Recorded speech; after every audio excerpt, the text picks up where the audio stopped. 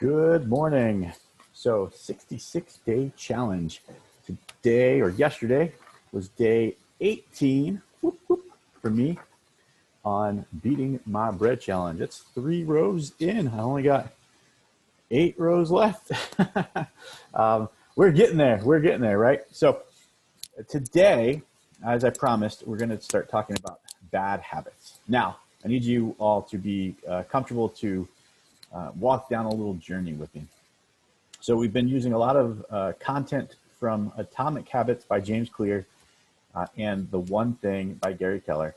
And today we're continuing with content. Now this content is actually not in James Clear's book. It's actually a topic that I've taught on before, and James Clear has a very good article on it on his website. So I am going to post a link to that article in the comments if you want to learn more. We could probably almost spend a whole week just talking about this concept. And I want to get into making a bad habit, as I promised. If you all like this concept and want to talk about it more, again, I've taught on it, and we could have some more segments on what we call inversion thinking. So James Clear actually says as the title of his article that inversion is the critical thinking tool that no one has ever taught you before. I would agree. I've actually been asked in many businesses and told in many businesses that they love having me, even in meetings that I don't need to be in, because I come at problems differently and I have outside of the box thinking. So often when I'm coaching business leaders right now and sales managers and just anybody that I've been coaching, that's one of the approaches is how can you look at the problem from the opposite direction? That's the inversion, right? So usually we come at a problem left to right. That's how we read. That's how we think. You know, we think through it progressively and logically. If I do this, what happens next? If I do A, what's B, right? Like, how do I get from here to where I want to be? And that's not a bad way to think. A lot of successful people think that way. The challenge is when you start coming from B and saying, well, this is the result I'm looking for. How do I get there from where I'm at? Like, this is the goal. This is where I'm at. What's in that gap?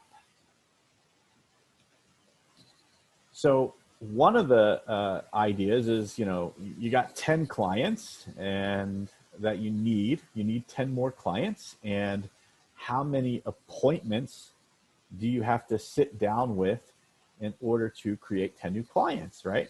Well, okay, now I've had this many appointments held. How many appointments did I have to have scheduled to hold that many appointments to get this many clients, right? Like, so that's one example of inversion. Another example is you're not a very popular manager, right? Like, a lot of your employees get angry at with you. You have pretty high turnover. So I'll ask a business leader, well, what are some things that you hate about the managers that you've had in the past? Let's define being a terrible manager, and how many of those things actually end up applying to you, right? We talk about gaining clients. Well, how about losing clients? What could I do as a company to guarantee I'm going to lose my core, right? And then think those through, and then let's not do those. What can we do that causes our project to fail? So for habit forming, it's similar. That inversion concept, that inversion thought process is similar. We've walked through the 4 laws of behavior. We've walked through what that habit loop, right? Let's name them together. Q, the Q, you walk into a room, the room is dark. Your response or your craving is, I want to have some light. Your response is you flip the light switch, and your reward is you get light, right? So that's the habit loop. And we want to make it obvious as a behavior. We want to make it attractive for laws of forming a new behavior. We want to make it easy, and we want to make it satisfying or rewarding. So that's the loop. That's the 4 laws of behavior in concept to that. So the reason I'm doing this on my computer today is I wanted to show you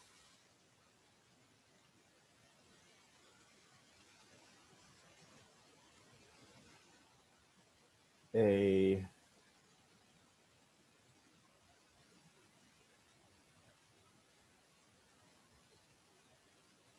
some pieces here. Okay, so now we have the habit loop inverted.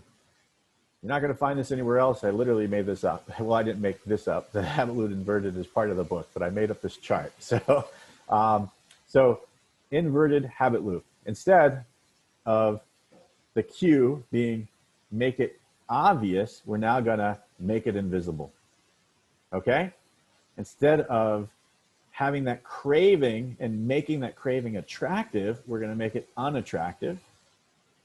Instead of having our response to the craving be really easy, we are going to go the opposite and we're going to make it really difficult to do. And instead of having the reward be satisfying and appealing and curing that craving, we want it to be as unsatisfying as possible. Notice I said unsatisfying and not dissatisfying. Dissatisfying is when something happens and you're not happy about it. Unsatisfying is how you create something in order to have you not want it, right?